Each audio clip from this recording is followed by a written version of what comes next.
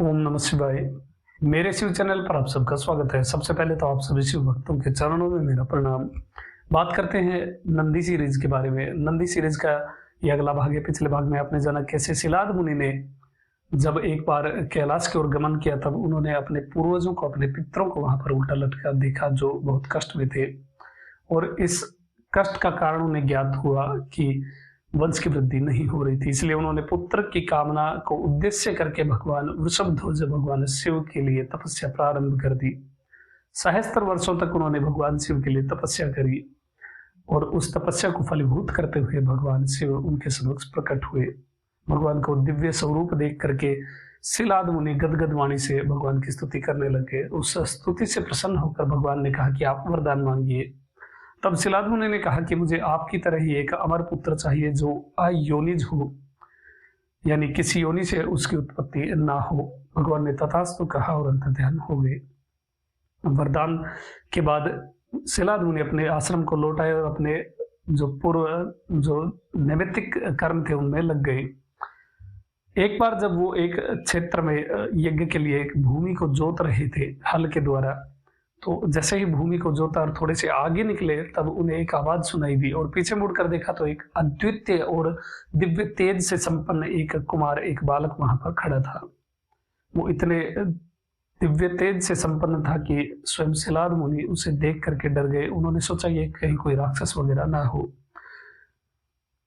इस प्रकार वो विस्मय में खड़े थे। तो वो जो कुमार था, वो बच्चा था, वो इन शिलाद मुनि की ओर देख करके हे तात कहकर दीनता पूर्वक इन शिलाद मुनि की ओर आने लग गया। जब वो शिलाद मुनि के पास पहुंचा तब भी इन शिलाद मुनि ने उनको नहीं पहचाना और उनका अभिनंदन नहीं किया। तब आकाश में स्थित वायुदेव ने कहा कि हे सालंकायन पुत्र, हे शिलाद मुनि, ये आपका ही अयोनिज पुत्र है। आपने पूर्व काल में महादेव से वरदान प्राप्त किया था, ये आपका ही पुत्र है। ये सभी आनंद देने का कारण है, सभी प्रकार के आनंदों का कारण है, इसलिए इसका नाम नंदी होगा।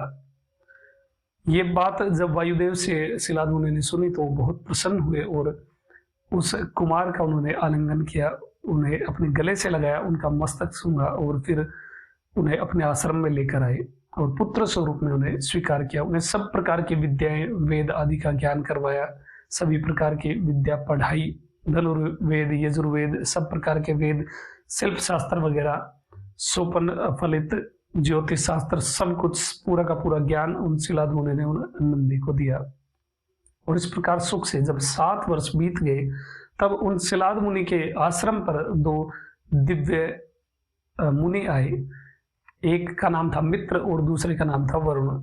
दोनों जब उनके आश्रम पर पहुंचे तो शिलाद मुनि ने उनका बड़ा सत्कार किया, उन्हें वस्तुएं अर्पित की और आसन देकर के बैठाया।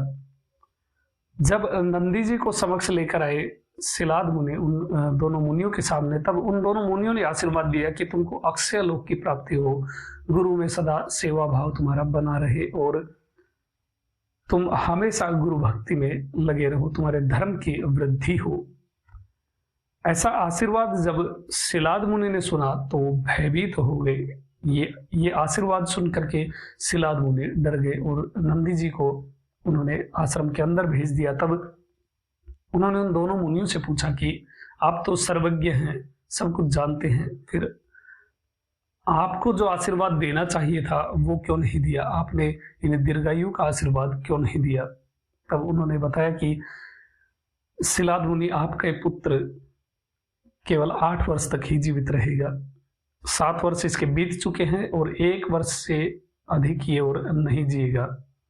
ये बात सुन करके शिलाद मुनि बहुत दुखी हुए। उन दोनों मुनियों को वहां से विदा किया और फिर एकांत में आकर के बहुत उन्होंने रुदन किया, रोने लग गए, बहुत दुखी हुए। एक पिता की वो भावनाएं उनके हृदय से उमड़ पड़ी।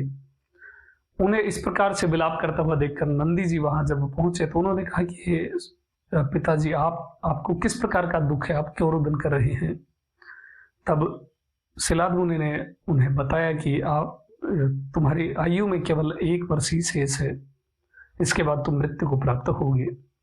ये बात सुनकर के शिलाद मुनि को नंदी जी ने कहा कि यम यदि वो यम या मृत्यु यदि स्वयं इच्छा करे तब भी मुझे मृत्यु नहीं आई। आप चिंता का त्याग करिए और रुदन करना बंद करिए। तब सिलाद मुनि ने कहा कि तुमने ऐसी कौन सी तपस्या करी है, ऐसी कौन सी विद्या प्राप्त करी है जिससे तुम इस कालंजय मृत्यु को जीत सकोगे।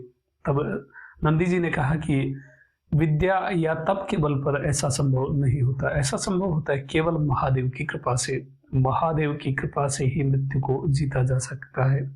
तब सिलाद मुनि ने कहा कि मैंने 1 सहस्त्र वर्ष तक भगवान की तपस्या करी, तब जाकर मुझे उनका दर्शन हुआ और वरदान स्वरूप में तुमको प्राप्त किया। तुम्हारे पास तो 1 ही वर्ष है, तो ऐसा तुम क्या करोगे जिससे महादेव की कृपा से तुम मृत्यु को जीत सकोगे।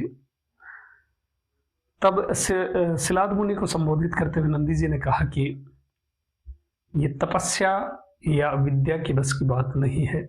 जिस प्रकार से महादेव प्रसन्न होंगे वो उपाय मैं जानता हूँ। तपस्या या विद्या से महादेव प्रसन्न नहीं होते। महादेव जिस उपाय से प्रसन्न होते हैं वो उपाय मैं जानता हूँ। इसलिए आप चिंता का त्याग करिए और मुझे विदा करिए। मैं शीघ्र ही धन्य होकर के लौटूंगा। यदि हजारों यम और हजारों मृत्यु के देवता मुझ पर अस्त्र शस्त्र लेकर भी प्रहार करे तब भी वो मेरा एक रोम तक नहीं उखाड़ सकते। इसलिए आप चिंता का त्याग करिए। ना मेरी मृत्यु होगी ना मेरा जन्म होगा। मैं शीघ्र ही धन्य होकर के लौटूंगा। दुखी मन से सिलाद मुनि ने नंदी जी को विदा किया।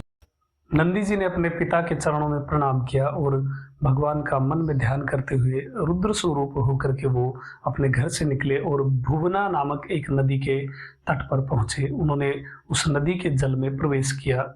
अब इससे अगले वाले भाग में हम जानेंगे कैसे नंदी जी ने भगवान शिव की कृपा प्राप्त की। ऐसा कौन सा वो गुप्त उपाय उन्होंने अपनाया जिससे शिव कृपा उन्हें प्राप्त हुई और वो सर्वपूजित है। अभी तक के लिए इतना ही। आपका दिन शुभ हो। महादेव कृपा करें। ओम नमः शिवाय।